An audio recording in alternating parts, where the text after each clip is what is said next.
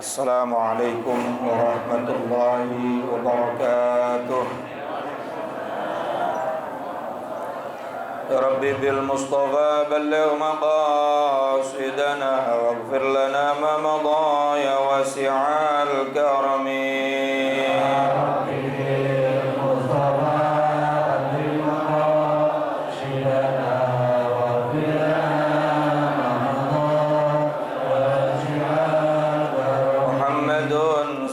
الكونين والثقلين والفريقين من عرب ومن عجم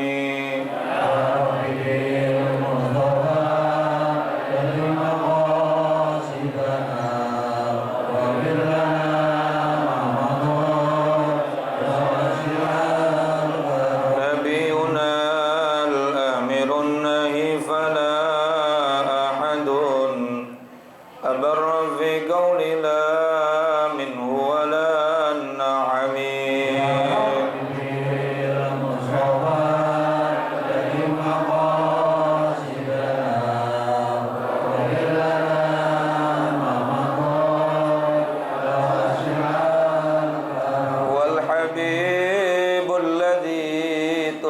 شفاعته لكل هول من الأهوال مقتحم يا ربي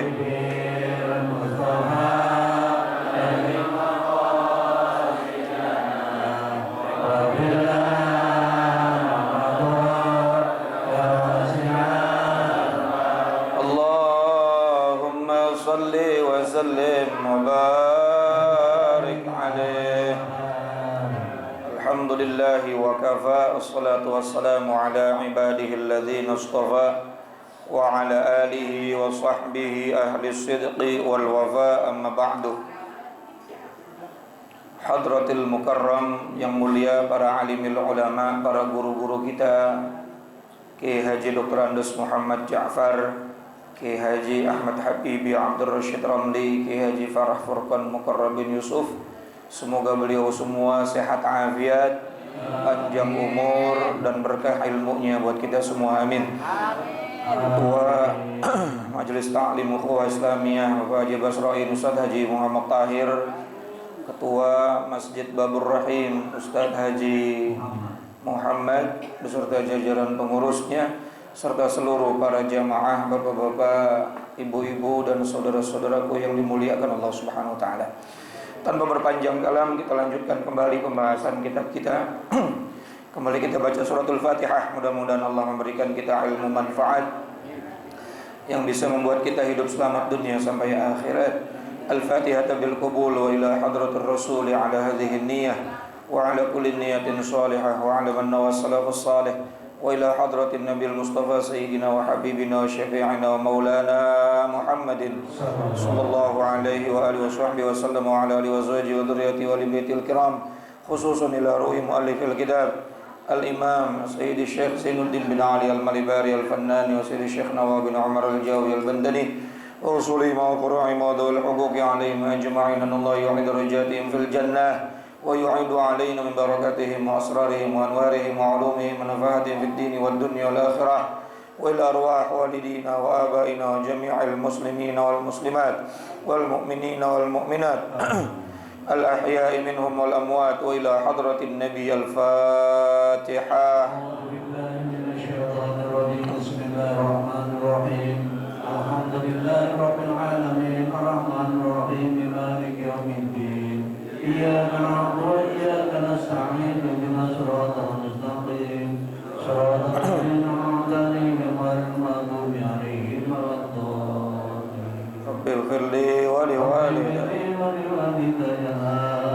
Bismillahirrahmanirrahim. Qala al-musannif rahimahullahu ta'ala wa nafa'na bi'ulumihi wa amadna bi asrarihi fid dharain amin. Wa syu'batu tsaminatu wa sittuna. Adapun cabang iman ke-68, ikramu dhaifin adalah memuliakan tamu. Ini cabang dari cabang-cabang iman.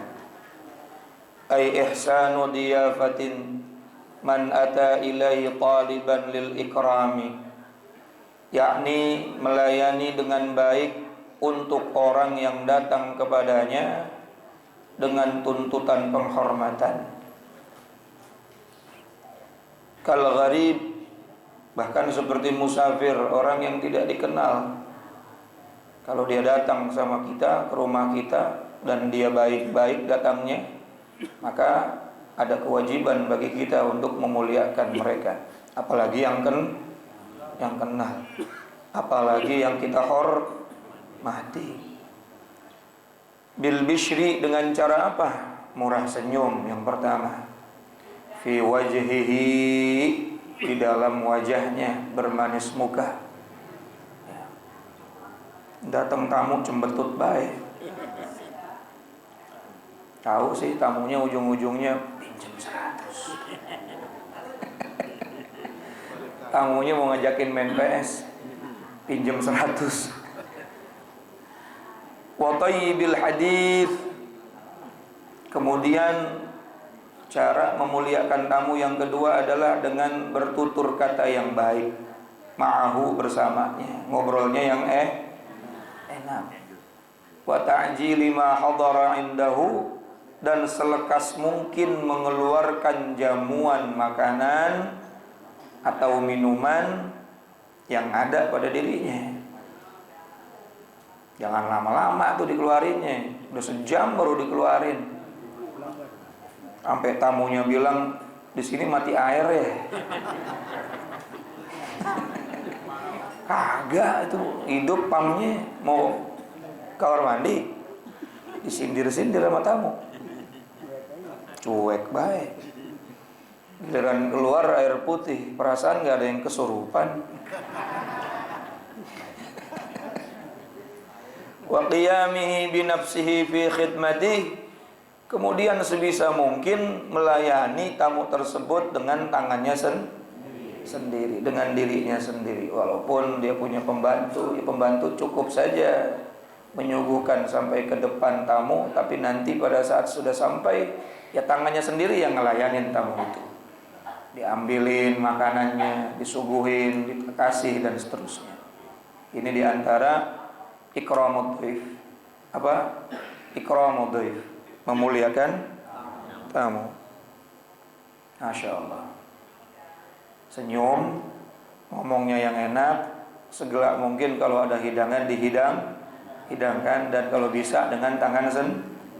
Faqad kana al-Mustafa sallallahu alaihi wasallam, karena sesungguhnya Nabi kita Al-Habibil Mustafa Sayyidina Muhammad sallallahu alaihi wasallam yakhdumud dhaifa binafsih, beliau melayani tamunya dengan tangannya sendiri.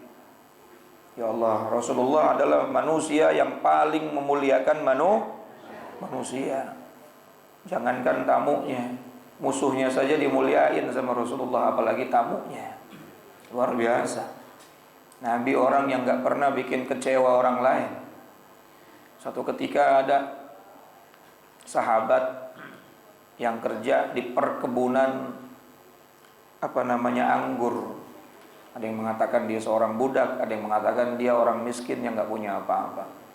Tiba-tiba si tukang yang punya kebun anggur ini membolehkan si sahabat ini untuk mengambil daripada anggur-anggur yang jatuh untuk dibawa pulang. Seneng dia kumpulin tuh anggur-anggur yang jatuh tadi, ya. Dia niatin mau ngasih hadiah Rasulullah sallallahu alaihi wasallam. Niatin ngasih hadiah sama Nabi. Ya namanya anggur jatuh, Pak. Allahu a'lam, ada yang manis, ada yang asin.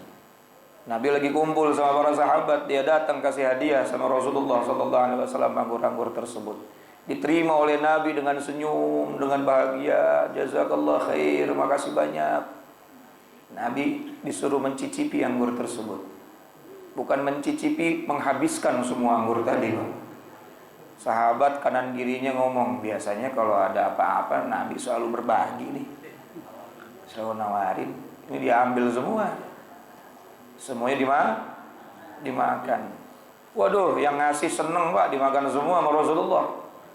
Setelah pulang pamit, Rasulullah ditanya sama sahabat, ya Rasul, bukannya kita ngarep, bukan? Biasanya kalau dikasih apa-apa nih Rasulullah selalu apa kata Nabi? Saya mau ngasih kalian, khawatir kalian gak bisa jaga mulut kalian. Emang kenapa? Asemnya luar biasa.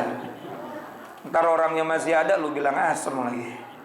Ntar orangnya nah, kita kan begitu tuh. Kondangan orangnya masih ada, tuan rumahnya masih ada, rendangnya kagak enak. Orang metelan aja dulu sih ngomongin ntar di rumah. Kadang-kadang namu di rumah orang, kemanisan atau kepahitan ngomongnya di situ depan orangnya. Masya Allah. Nabi SAW langsung memuliakan tamunya dengan tangannya sendiri. Wa kadzalika Abu Bakar, begitu pula Sayyidina Abu Bakar As-Siddiq, orang yang selalu mengikuti Rasulullah dari berbagai macam perbuatannya, betul-betul diikuti oleh Sayyidina Abu Bakar As-Siddiq. Ya, sampai-sampai ada cerita dulu Rasulullah SAW punya kebiasaan apa Pak? Ngasih makan orang tua Yahudi, udah tua, buta, tapi mulutnya kasar banget sama Nabi. Tiap hari selalu mengatakan kepada penduduk Madinah, jangan deketin Nabi Muhammad itu tukang sihir. Nanti kalau kamu punya rumah tangga, berantakan rumah tangga kamu kalau dekat sama Muhammad. Wah, tiap hari fitnah Rasulullah, buta nih orang, tapi tiap hari Nabi Muhammad kasih makan, nyuapin. Sampai-sampai orang tua tadi ngomong sama Rasulullah yang lagi nyuapin, anak muda jangan deket sama Muhammad ya. Ente orang baik, nanti kalau ketemu Muhammad ente jadi jahat. Iya, udah makan aja, udah makan aja. Bapak kalau kayak gitu gimana Pak? Yang suka fitnah Bapak di depan mata kita tuh, kita lagi suapin, kita kasih sianida dikit, enak gitu. Biar kejet. Tapi enggak, Rasulullah enggak kayak gitu, membalas keburukan dengan kebaikan. Ini maulid juga nih. Ya, maulid itu kan intinya mencintai Nabi, bersyukur dengan kehadiran Nabi, lalu berusaha untuk menjadi baik sesuai dengan ajaran Nabi. Nabi udah wafat, Abu Bakar nanya sama Aisyah, ada enggak yang dilakukan oleh Rasulullah yang belum saya lakuin? Ada. Apa? Ngasih makan orang tua buta yang kagak tahu diri di ujung sana. Maka Abu Bakar sendiri yang datang ke sana. Abu Bakar tuh ingin mengikuti Rasulullah apa saja yang dikerjain. Masya Allah. Pada saat ngasih makan sama orang tua tersebut, kata orang tua tadi, ini bukan orang yang biasa ngasih makan saya. Kenapa? Kasar. Yang biasa ngasih makan saya tuh kalau makanannya kasar, dia kunyah dulu sampai lembut, baru dia masukin ke mulut saya dengan pelan-pelan. Ini bukan yang biasa nih. Tahu nggak yang biasa ngasih makan ente itu orang yang biasa ente fitnah, dia Nabi Muhammad SAW. Masya Allah. Orang tua Yahudi langsung masuk Islam tuh Pak. Rasulullah dakwah nggak pakai marah-marah, tapi bilhal dengan perbuatannya langsung. Subhanallah. Wa kadzalika Umar, begitu pula Sayyidina Umar ibn al-Khattab mengikuti apa yang dilakukan oleh Rasulullah, memuliakan tamu. Wa Uthman, begitu pula Sayyidina Uthman. Wa Ali, begitu pula Sayyidina Ali. Wa Umar bin Abdul Aziz, begitu pula Sayyidina Umar bin Abdul Aziz. Wa bi'ta'ami, semuanya itu melakukan apa yang dilakukan oleh Rasulullah dalam rangka ikramud dhaif, dalam rangka memuliakan tamu. Sahabat-sahabat Nabi betul-betul ngikutin Rasulullah sallallahu alaihi wasallam. Makanya Nabi SAW mengatakan tidak ada manusia yang lebih baik.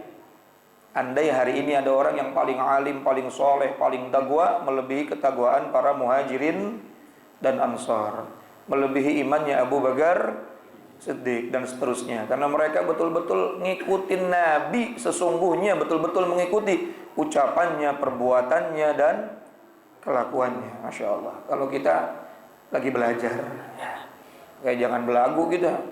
Wah, sahabat juga manusia. Iya, yang lebih baik dari sahabat. Sahabat manusia tapi mendapatkan predikat langsung dari Allah. Radhiyallahu anhum wa radu anhu wa a'adda lahum jannatin tajri tahtahal anhar. Ya, was-sabiqunal awwaluna minal muhajirin wal ansar walladzina tabauhum bi ihsan. Allah katakan dalam surat At-Taubah itu, Orang-orang terbaik itu adalah generasi pertama. Generasi pertama dari generasi Islam. Siapa? Minal muhajirin wal ansor. Allah yang langsung bilang radhiyallahu anhum. Masya Allah. Allah ridha sama mereka. Kalau kita kan ngaku-ngaku. Bahkan kita masih berharap semoga Allah ridha sama kita. Tapi Allah bilang radhiyallahu anhum wa radu an. Allah ridha sama mereka dan mereka pun ridha sama Allah Subhanahu wa taala. Walhasil mereka adalah orang-orang terpilih. Karena apa terpilihnya? Mengikuti Rasulullah secara paripur, betul-betul sungguh-sungguh dalam ucapan, tingkah laku, perbuatan dan akhlaknya. Subhanallah. Termasuk dalam rangka memuliakan tamu. Wa bi'it'ami thalathata ayyamin biqadri wus'ihi, dan memberikan makanan kepada tamu maksimal selama 3 hari. Biqadri wus'ihi, sesuai kadar kemampuannya. Jadi tamu itu boleh tuh nginep 3 hari, jangan lebih. Kalau lebih ngontrak namanya. Enak amat. Kagak balik-balik deh. Lebih 3 hari deh. Lebih 3 hari kita tanya, lo bini lu lagi baik-baik aja kan? Biqadri wus'ihi, kita kasih juga sesuai kadar kemampuan. Wala yanbaghi li ahadin, dan tidak selayaknya bagi seseorang ayyatakallafa lidhaifi bitahsili ma laysa indahu. Enggak layak bagi seseorang untuk memaksakan diri melayani tamu demi menghasilkan sesuatu yang tidak ada padanya. Jangan maksa-maksain. Adanya air putih kita kasih air putih. Adanya teh manis kita kasih teh manis. Adanya susu kita kasih susu. Ada rendang kita keluarin rendangnya. Tapi kalau kagak ada jangan dipaksain, gak layak. Sesuatu yang dipaksakan itu tidak baik. Tapi juga jangan wayamnaunal ma'un ya. Pelit banget, medit banget ya Allah. Kulkas penuh banget. Kulkasnya di 13 pintu, Pak. Minuman apa aja ada. Allah. Kulkas apa kontrakan kata gitu. Tapi tamu dikasih air putih baik. Ya Allah, air putihnya Masya Allah, udah gak usah beli aqua mahal. Udah air ledeng aja dimasak. Hadirin masyaallah jamaah yang dirahmati Allah. Jangan dipaksain kalau nggak ada. Kalau ada keluarin. Bal yuqdimu ilaihi ma kana fi wus'ihi wa la yatakallafu lahu bil qardi wasyira'i bid-dain. Masyaallah. Tidak boleh memaksakan diri baginya untuk memberikan suguhan dengan cara meminjam bahkan, dan membeli dengan cara berhutang. Jangan ngutang-ngutang. Nah, ini juga termasuk, dulu saya dapat keterangan ini, guru saya lagi nerangin bab ini, termasuk mau kawinin orang, mau ngawinin anak tuh ngutang-ngutang, itu kan juga sama tuh. Cara buat apa? Muliain tamu, tapi caranya sampai apa? Ngutang. Kelar acara pusing. Iya. Ya kalau ngutangnya kita punya strategi, gampang dibayar misalnya. Nggak harus nungguin amplop dibuka ya nggak masalah. Artinya utang itu sah-sah saja kalau kita bisa ya, tapi kita nggak punya strategi, nggak punya gambaran. Ngutang gimana bayarnya? Kumaha Allah baik. Kumaha Allah. Nggak boleh itu. Nggak boleh. Memuliakan tamu hukumnya wajib, tapi dengan kadar kemampuan. Memaksakan diri hukumnya haram. Apalagi sampai berutang. Yang utangnya ini kita nggak sanggup bayar. Dalilnya apa? Liqaulihi sallallahu alaihi wasallam. Nabi sallallahu alaihi wasallam bersabda, "Ana wal atqiya'u min ummati bura'u minat takallufi." Aku dan orang-orang yang bertakwa dari umatku adalah orang yang bebas dari pemaksaan. Ya dipaksa-paksain deh. La yukallifullahu nafsan illa wus'aha. Kalau kita mau maknakan secara makna umum ya udah masuk juga dalam urusan ini. Ya, minimal mukanya enak. Terus apa lagi? Ngomongnya enak. Walaupun cuma pakai air putih, muka enak, ngomong enak, nyaman, betul nggak? Apalagi pulangnya di amplop. Alhamdulillah. Masya Allah. Ini apa aja ada, jeruk ada, susu ada, makanan ada, asem banget tuan rumahnya. Dia mau apa lagi lu? Mau ngomong apa lagi? Gue mau tidur lu. Apalagi sampai-sampai ada orang mau tamu, nongol doang palanya kagak boleh dimasuk deh. Ada apa, Bu? Palanya doang yang nongol. Wa qala sallallahu alaihi wasallam, dan Nabi sallallahu alaihi wasallam bersabda, la tatakallafu lidhaif. Kata Nabi, janganlah kalian memaksakan diri untuk melayani tamu. Fatubghidu, sampai akhirnya kalian membenci tamunya. Gara-gara kita maksain diri, ngadain apa aja yang kagak ada, pas tamunya pulang kita kesel. Sialan, udah dikasih ini kasih itu, ngamplop cuma goceng. Termasuk juga akhirnya dia kesel sendiri. Ya udah dikasih ini dikasih itu, kagak ada timbal. Fatubghidu, sampai kamu membenci tamunya. Fa innahu man abghadad dhaif faqad abghadallah. Karena sesungguhnya orang yang membenci tamu, hakikatnya dia membenci Allah. Wa man abghadallahu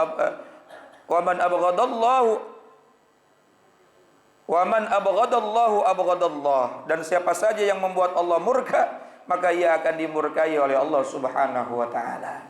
Nah, hati-hati dah udah. Tamu siapa aja yang datang, ya karena kita udah ngaji begini, apa aja yang bisa kita kerjain supaya dia senang, biar dia senang. Tapi jangan sampai lalu kita memaksakan kehendak, setelah itu kita jadi kesel sama tamunya. Betul nggak? Jadi benci. Ya salah satu faktornya diantaranya tadi tuh, udah ngeluarin apa aja, tamu kagak ngasih apa-apa. Akhirnya kita benci sama tamu tadi. Kalau kita benci sama tamu, berarti kita membuat Allah murka. Kalau Allah murka, ya udah kagak dapat apa-apa, justru mendapatkan laknat dari Allah Subhanahu wa taala. Nanti ada dalilnya, Pak. Kamu itu datang bawa rahmat, pulang bawa dosa. Datang bawa rahmat buat penghuni rumah, pulang bawa dosa penghuni rumah. Maksudnya apa? Nanti kita bahas deh. Guru kita udah datang kan ya? Udah. Ini masih bab tamu ya. Tamu datang bawa rahmat. Kalau kita muliain tamu, maka semua penghuni rumah dapat rahmatnya Allah Subhanahu wa taala. Nanti dia pulang keluar, kalau dia seneng, dosa-dosanya penghuni rumah dibawa semua sama tamu. Bahkan nanti ada cerita tuh, kayak santet, teluh, ketek bengek, itu berkahnya tamu yang seneng datang ke rumah kita, akhirnya keluar semua keburukan-keburukan dalam rumah tersebut. Itu berkahnya tamu yang datang dan dia seneng. Tapi kalau tamunya dongkol, tambah banyak dah ulernya. Wallahu a'lam bishawab. Assalamualaikum warahmatullahi wabarakatuh.